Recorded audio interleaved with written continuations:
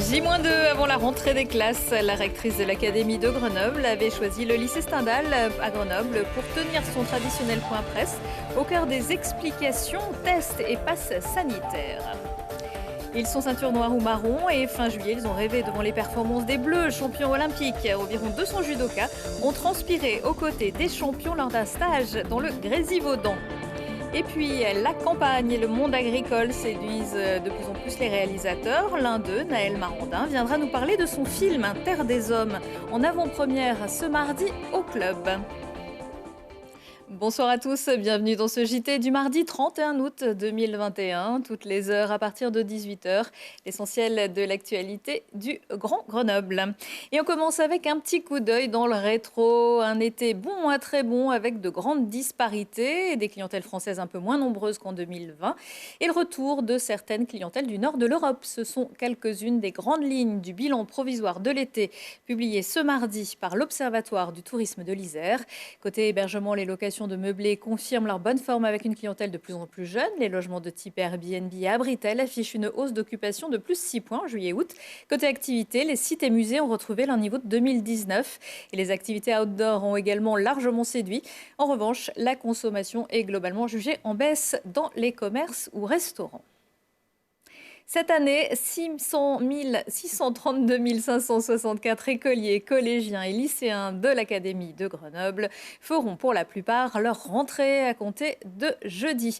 Si la rectrice Hélène Incel a voulu, dans une conférence de presse cet après-midi, rappeler les objectifs de l'éducation nationale autour de la prévention des violences, de la laïcité, des savoirs fondamentaux, de l'amélioration du niveau des mathématiques, des langues ou du territoire numérique éducatif, il a également été beaucoup question dans cette salle du lycée Stendhal de l'accueil des enfants dans ce contexte toujours épidémique.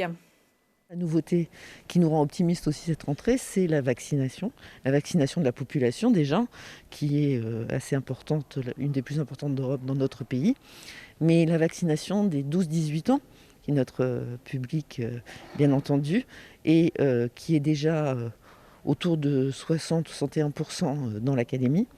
Et donc avec l'ARS, les préfets et les collectivités, nous travaillons pour permettre aux parents et aux élèves qui le souhaitent d'avoir accès à une vaccination le plus rapidement possible dans l'année scolaire. Évidemment, les moins de 12 ans ne sont pas éligibles, donc évidemment la stratégie alerter, protéger va être déployée et nous allons multiplier les tests salivaires dans le premier degré en lien avec l'ARS, c'est-à-dire toujours en ciblant les zones les plus prioritaires par rapport à la vitesse de circulation du virus. Et pour plus d'informations sur cette rentrée, Hélène Incel sera l'invitée du JT de mercredi. Philippe Cardin persiste et signe lors de la première audience ce mardi au tribunal de Grenoble. Le maire de Mélan a réitéré ses propos contre la fraternité sacerdotale Saint-Pie X qu'il avait accusé au printemps dernier dans le journal municipal de porter des messages extrémistes, intolérants et violents. La fraternité, qui agirait pour certains dans l'ombre des extrémistes de Civitas, a porté plainte pour diffamation et réclame 135 000 € de dommages et intérêts. En janvier dernier, elle s'était vue valider son permis de construire pour une église sur le terrain de son école catholique hors contrat. L'audience sur le fond est prévue pour le premier semestre 2022. 2 représentants du gouvernement visitent jeudi en Isère.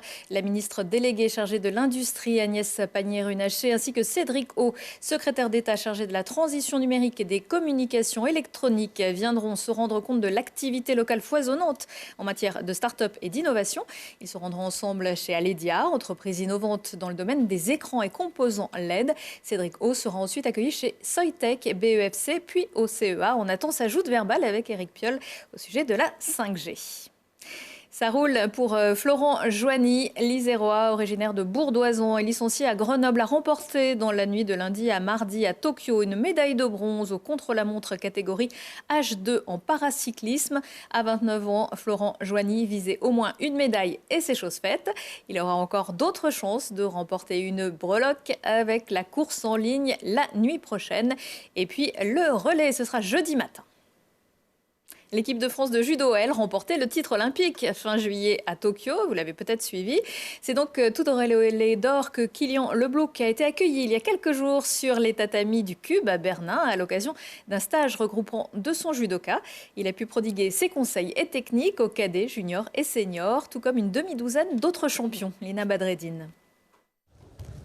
200 judokas et parmi eux, des champions, dont le médaillé olympique Kilian Leblouch. Durant ce stage, des membres de l'équipe de France de judo partagent avec de jeunes licenciés passionnés leurs meilleures techniques et leur système d'attaque. Et l'idée, c'est de leur apporter notre connaissance et de la livrer un petit peu, entre guillemets, au commun des mortels, que tout le monde soit capable de réaliser ces techniques et que ça ne semble pas si compliqué. C'est super enrichissant aussi pour nous, pour eux.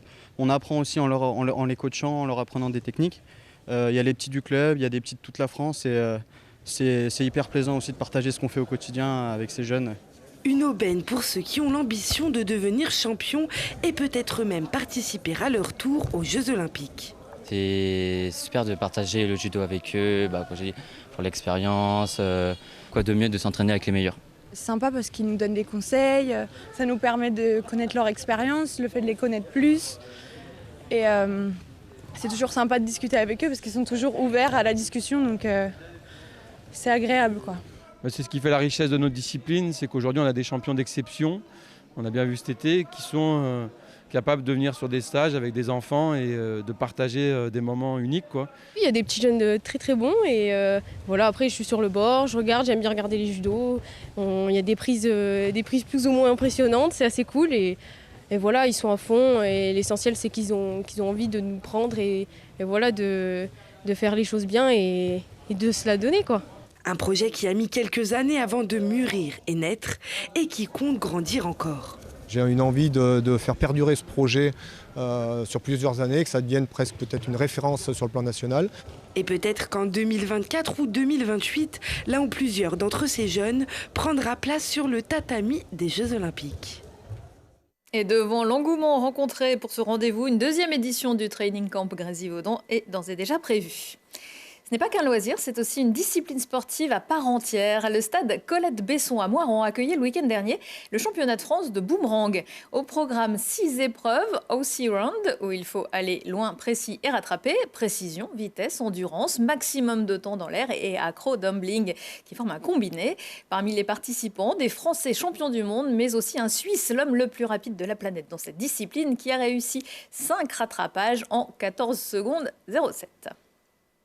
Le combat, il est aussi dans les salles depuis cet été, un combat écologique et social à découvrir dans le film Rouge de Farid Bentoumi, tourné en partie dans la région grenobloise. À l'été 2019, sa diffusion avait dû être reculée en raison de l'épidémie de Covid-19, avec au casting entre autres l'Isérois Sami Bouajila, César du meilleur acteur en 2021. Autre signe de qualité, Rouge a fait partie des 10 films ayant obtenu le label Cannes 2020. Charlotte Faulkner avait assisté aux préparatifs d'une scène à Gières. C'est un spectacle pas comme les autres qui se déroule sur le parking de la salle des fêtes de Gières. Près d'une quarantaine de techniciens s'affairent pour le tournage du dernier film de Farid Bentoumi intitulé Rouge. Oui, disons que c'est l'histoire d'un conflit de génération entre un père et sa fille qui travaillent tous les deux dans une usine et voilà, et la fille devient lanceuse d'alerte. Donc en effet, ça parle d'écologie, mais pas seulement. Ça parle aussi de la situation des ouvriers aujourd'hui dans les usines. Ça parle aussi de la solidarité, de qu'est-ce que c'est que s'engager aujourd'hui, parce qu'on a aussi l'histoire d'une journaliste dans le film. Donc c'est plus un film sur l'engagement et comment s'engager en fait.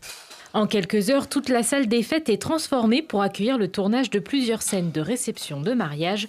Pendant que les lumières sont installées et les acteurs maquillés, Farid Bentoumi passe en revue la salle et les scènes qui y seront tournées. En plus de Gières, l'équipe du film a également réalisé plusieurs scènes à La Tronche, dans le quartier Championnet à Grenoble ou encore à Saint-Égrève. Grenoble et ses montagnes, un lieu de prédilection pour le réalisateur qui avait déjà tourné son premier long métrage Good Luck Algeria. Ce qui est génial à Grenoble, c'est qu'on a à la fois une ville très moderne avec le tram, avec le palais de justice, avec des décors comme ça très modernes, très contemporains. Et puis on a aussi la vieille ville de Grenoble et on a aussi tout autour des petites villes qui ont chacune leur identité. Donc c'est vrai, ce qui est intéressant à Grenoble, c'est qu'on peut avoir tout type de décors dans une même ville. Et on a aussi des décors complètement naturels. On est allé tourner au lac de Frédière, donc vraiment au beau milieu de la forêt. Et ça, c'est vrai que c'est génial, quoi. Pour son second film, le réalisateur s'est de nouveau entouré de Sami Bouajila, un tournage à domicile qui perturbe un peu l'acteur grenoblois. C'est assez étrange, moi ça me déstabilise parce que Il n'y a qu'avec Farid, c'est le deuxième film que je fais avec lui. On vient dans la région et on vient même quasiment chez moi, quoi. Donc je sais pas quoi dire. Une fois que l'action est lancée, ça va, je fais abstraction de ça. Sinon, c'est assez déstabilisant. Pourquoi ça vous déstabilise? Parce que il y a un problème. Je me dis mais c'est à la maison, quoi. C'est pas d'habitude. Je vais toujours à l'étranger ou en tout cas loin de chez moi, quoi. Le précédent film de Farid Bentoumi avait séduit plus de 200 000 spectateurs lors de sa sortie en salle. Et Rouge est encore à l'affiche à Grenoble, au Club et au Pâté Chavon. Le cinéma Le Club qui propose ce mardi soir la projection de Terre des Hommes en présence de son réalisateur Naël Marandin qui est sur ce plateau. Bonsoir Naël Marandin. Bonsoir. Merci d'être venu nous parler de votre film. Est-ce que vous pouvez nous en donner en quelques mots la trame ? La Terre des Hommes, c'est l'histoire d'une jeune femme qui est interprétée par Diane Rouxel, qui est la fille d'un éleveur bovin en Bourgogne, qui veut reprendre cette exploitation qui va mal avec son compagnon. Son père est interprété par Olivier Gourmet et son compagnon c'est Finnegan Oldfield. Et pour ça, ils ont besoin de fonds, ils ont besoin de soutien et donc ils doivent présenter leur projet à des organismes agricoles devant des commissions et ils vont aller chercher le soutien d'éleveurs puissants qui siègent dans ces commissions et l'un d'entre eux, interprété par Djalil Lesper, qui est vraiment un notable de la région, s'intéresse à leur projet, ce qui elle l'emplit d'espoir, de joie, de foi en l'avenir. Mais elle va vite se rendre compte qu'il n'a pas uniquement un intérêt pour le projet, mais aussi pour elle. Alors avant d'en parler, on va regarder, si vous le voulez bien, un petit extrait de la bande-annonce. Tu vas où? Bosser. Qu'est-ce qui se passe? Liquidation judiciaire. Cette terre, c'est chez moi. Elle sortira pas de la famille. Allez, pars-toi maintenant. Tu veux me tirer dessus? Faut que tu montes un dossier solide. Et si tu me l'envoies, moi je vais bien regarder. C'est vrai, tu seras d'accord? Le numéro 3. Sylvain me dit beaucoup de bien de vous. Vous pouvez compter sur mon soutien. Merci. Mais de rien, tu le mérites.